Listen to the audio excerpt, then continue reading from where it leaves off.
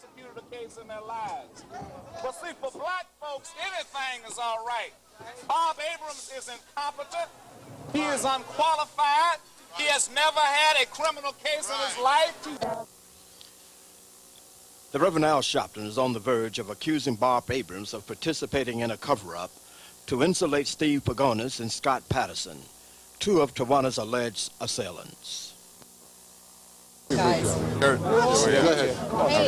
have come today because we have asked for the last several weeks for Mr. Abrams to disband the grand jury.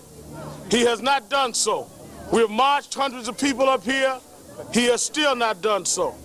This grand jury automatically gives immunity to whomever testifies before it, which means that possible suspects could be immunized and sanitized by this grand jury, and when evidence is presented later that they were involved, they are excused just with giving immunity by testifying.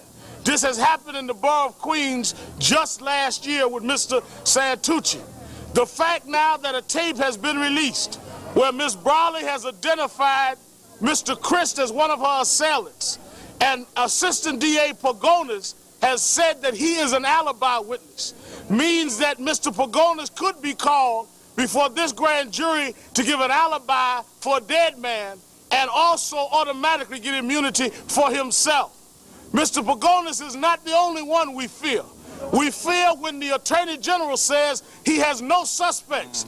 How does he know he is not subpoenaing suspects in front of the grand jury? We are prepared to come in this building and spend the night or go to jail. We are prepared to stay here until the grand jury meets, if it's tomorrow, if it's next week, or we're prepared to be arrested. We do not seek jailing, but there is no legal way to try to stop this grand jury other than civil disobedience, which is why we did not announce a march, but we called out to our community for only those prepared to go to jail to accompany us this morning.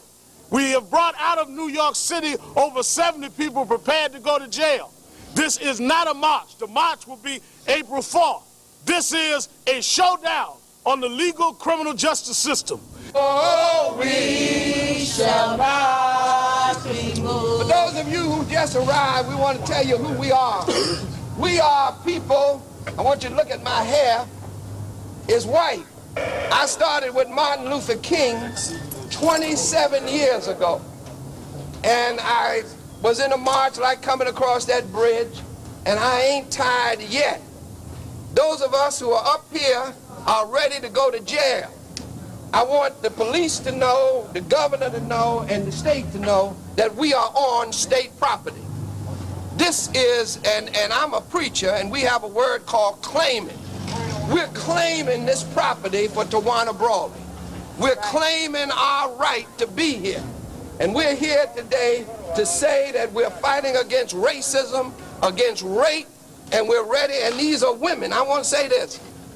All these sisters behind me are ready to go to jail. Fighting for justice. And fighting for justice. Right. Those outside, too, we pray are with us, and you can tell by their signs that they are. But these sisters here are not talking the talk, they are walking the walk.